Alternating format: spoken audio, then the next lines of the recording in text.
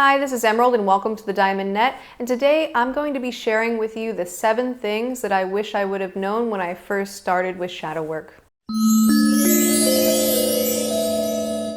Alright, so in today's video I'm going to be sharing with you the 7 things that I wish I would have known when I first started my shadow work journey. So I started with shadow work back when I was about 23 years old, which is about 12 years ago.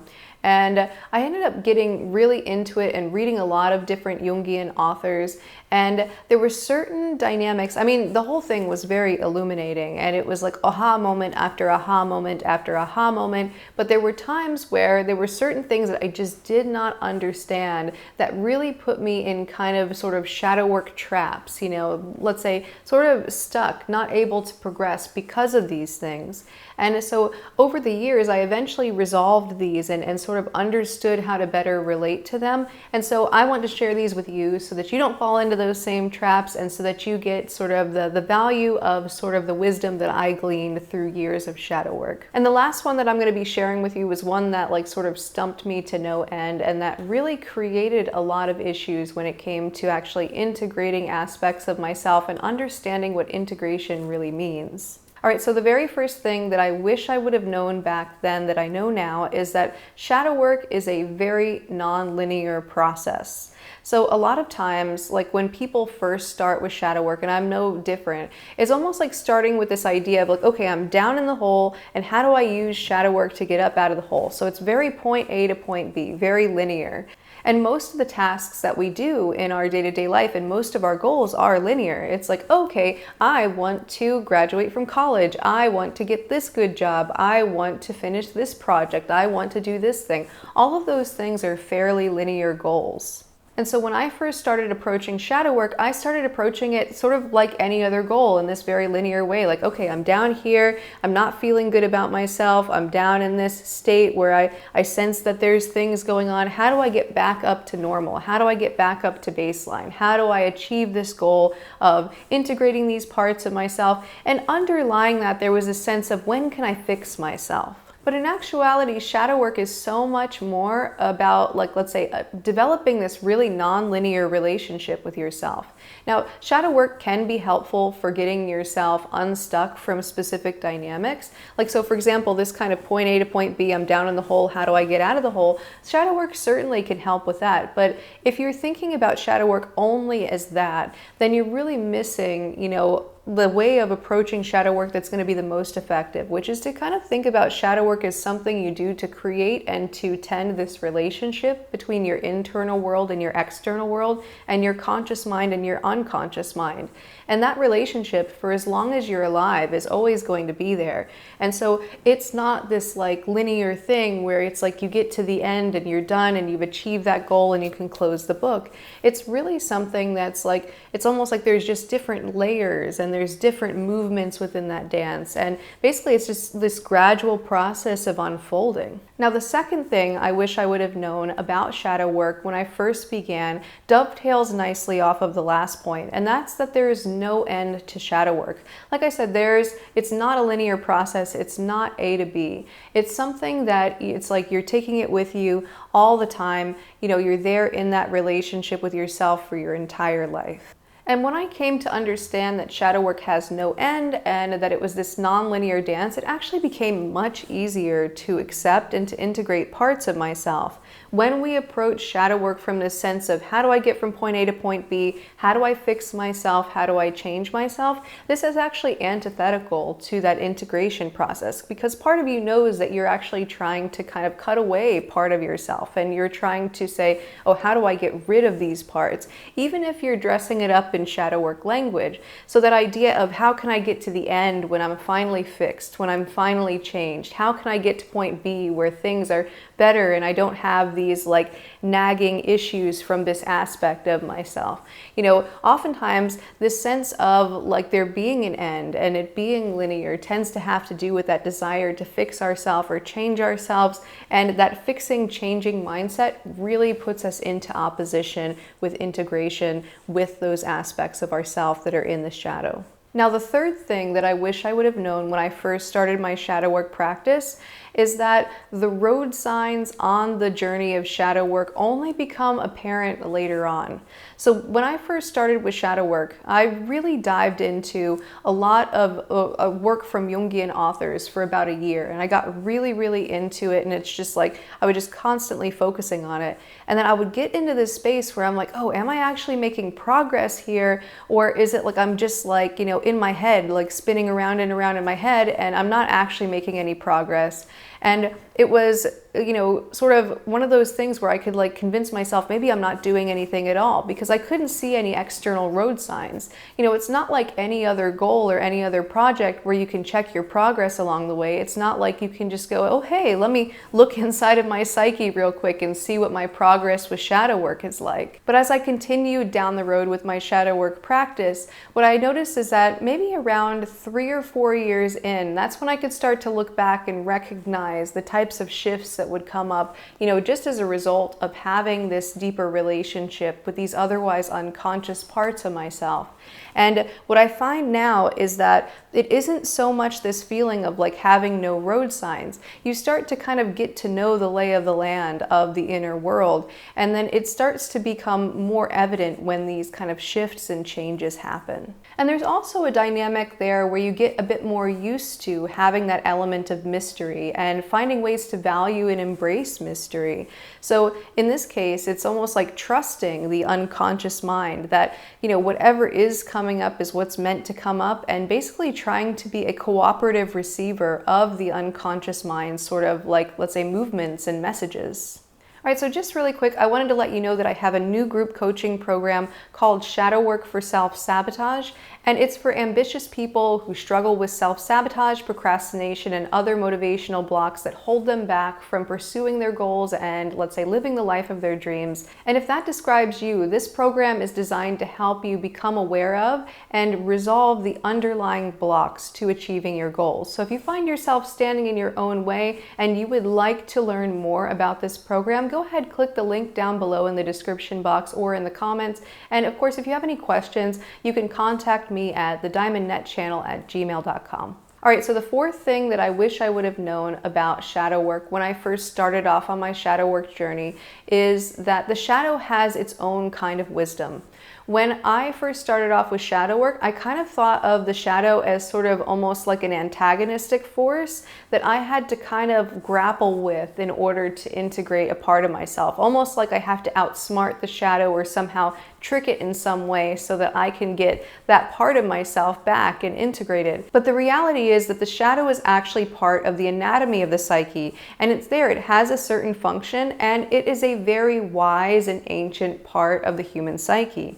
So the shadow is something that we've developed, in the same way that we have, let's say, evolved and developed any other physical feature that we have for very specific reasons. The shadow is part of the psyche for a very specific reason as well. And the shadow is there because it helps us maintain homeostasis within our own identity and homeostasis within our worldview. It also helps us sort of go numb to parts of ourselves that are overwhelmed by traumas that are unresolved and unmet needs.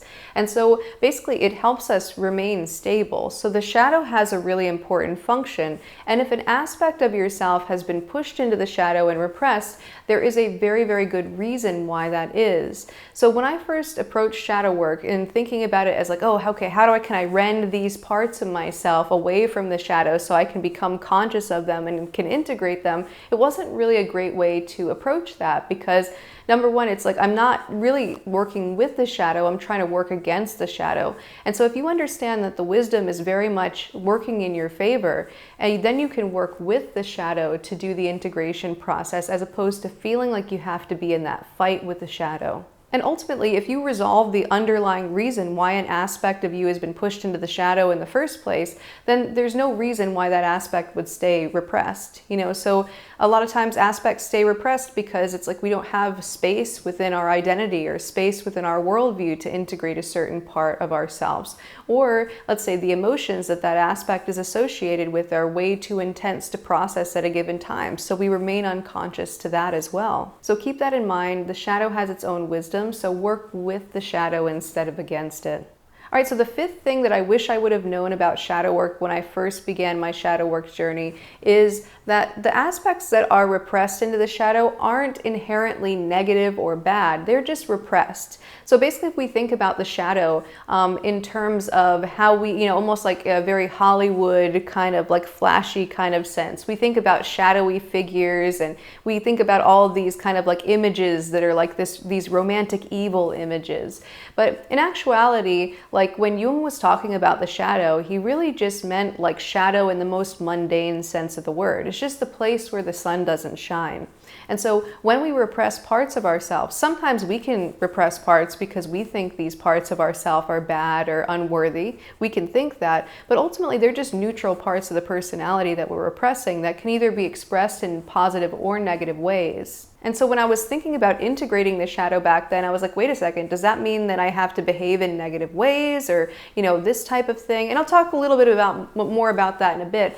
But basically with this, it's like when we know that the aspects that are in the shadow are actually neutral and not inherently negative, but might be expressing in some kind of negative way because of the reason they're in the shadow or just because of the fact that they are unconscious to us, then that makes a lot more sense as to how we can actually integrate these parts without ourselves doing negative or harmful or detrimental things. All right, now the sixth thing that I wish I would have known about the shadow when I first started off with shadow work is that the shadow is more like a place than it is like a being. So oftentimes, like I said, you can get these kind of almost romanticized evil images of like these shadowy figures, kind of ghosty, spooky looking things. And oftentimes it's sort of, oh, there's like this negative other self that's down in the shadow. And we just kind of imagine like this, sort of nefarious version of ourself that we're unconscious to. That's oftentimes how the shadow is depicted. But in actuality, the shadow is really more like a space within the psyche. So it's more like a place. So instead of thinking about it as like a dark and shadowy figure, I like to think about the shadow as like a dark closet where we're kind of like putting parts of ourselves away. And the parts that we put in there, it's like like I said, there's nothing inherently bad or negative about them. We just kind of stick them in that closet to forget about them. And so what the process of shadow work is basically just kind of bringing those parts out of the closet and basically bringing them into the light of day or the light of consciousness. So once I started to understand the shadow as more of like a place than like a being, then that gave me a lot more wiggle room to understand that, oh, I'm not integrating the shadow itself. That's just an element of the psyche. I'm actually integrating like the content of the shadow. All right, so now I'm going to share with you the seventh and final thing that I wish I would have known about shadow work when I first started off my shadow integration journey. And that relates very much to the fifth one that I just mentioned. And that is that, like, I don't need to be negative or behave in negative ways to integrate the shadow. This really threw me for a loop. I'm like, okay, how do I integrate this part of myself? Like, let's say if I have a part of myself that's like full of rage all the time. It's like, well, to integrate that part of myself, do I have to behave in a rageful way? Well, if I did that, I'm going to mess up all my relationships and opportunities are going to go away. So if I have that there, it's like, how am I going to integrate that? Or if I have some other negative quality, it's like, how am I going to integrate that? And then it's like, oh, well, what if somebody has some negative quality where they're like violent or something like that? Like, what's going to happen then? How do they integrate that? Now, there's like two parts to understanding this. One is to understand that integration and expression aren't necessarily the same thing. You can integrate an aspect and not express it outwardly. Now, ideally, you find some kind of healthy expression for an aspect, but the integration and the expression of something are two different things. But when it comes to some kind of behavior, like let's say rage or violence or some other expression like that, oftentimes we'll think, oh, that's the shadow, that's the thing that it is, when in actuality, those are just like coping strategies gone awry. So oftentimes those are sort of the parts of ourself that have come through to protect our shadow or to protect our conscious personality from something negative. And these end up like backfiring, but those aren't inherently like part of their nature. Those are more of like coping strategies and things like that that we've developed as a result of whatever caused us to repress our shadow in the first place. So let's say, for example, that I experienced some kind of trauma that makes me feel powerless. So let's say that there's an aspect that's buried in the shadow that I'm genuinely unconscious of, that's constantly looping around like, I'm powerless, I'm powerless, I'm powerless. And let's say that there comes to be a protector aspect that, a sort of protection mechanism that comes up that's like rageful, because let's say anger is sort of a cover emotion for powerlessness. And so when we feel rage is basically anger that doesn't have any resolution. And so it spirals up and up and up. And so if I have an aspect of myself in the shadow that's feeling chronically powerless because of some kind of trauma that I experienced, and that's unresolved and that's unconscious to me, I might have some conscious symptom pop up above the surface of feeling anger or rage constantly. And so it wouldn't actually even lead through to integration to express that rage. But what I can do is I can start to say, that's interesting, that rage is there. Let me explore that. And then we can basically follow that rage down to its roots. And from there, we can actually find the part of ourself that's actually repressed. And that would be that aspect that's dealing with the trauma of powerlessness. Now, its nature isn't powerlessness either. That's what it's dealing with. And so when you become conscious of that aspect, you can resolve the powerlessness, you can resolve the rage, and then you can reconnect with that part of yourself as it actually is. And that part is not inherently negative. It's neutral and can be expressed in both positive and negative ways. And so when you reintegrate with that part of yourself, it doesn't mean that you have to behave in powerless ways or behave in rageful ways, because those were just the wound and the coping strategy for the wound, not the actual core nature of the aspect. And this is something that I wish I would have known when I first started with shadow work, because I was actually really looking for integration at the time. I had had a spiritual experience, or a couple actually spiritual experiences a few years prior, where I experienced unconditional love and oneness, and I realized that there was this like deep self-hatred and shame that was underneath things. So I was really trying to love myself. And so integration was really important to me. And the ways that I would try to go about it were, number one, they wouldn't lead through to any kind of integration, but they would just kind of put me in a state where I wasn't, I would embarrass myself on purpose sometimes because I thought that, I needed to express this thing, or I need to, be less caring about my ego and my identity, and I need to be able to integrate this. So I tried all sorts of different things that really were ineffective. So yes, you don't need to act negatively to integrate your shadow. You just have to become aware of, let's say, maybe certain negative expressions in yourself, explore those down to the root, resolve the root, and then you'll be able to integrate with the part of yourself that's repressed underneath those negative symptoms. All right, so that's it for now. I hope that you like this video. If you're interested in learning more about my shadow work group coaching program, go ahead and click the link down below in the description, and it'll bring you to an information page. Also, if you want to learn more about shadow work, go ahead and just click on this video right here. Maybe it's over this direction, but go ahead and click here and you will be able to learn some more about shadow work. And until next time, keep becoming more you.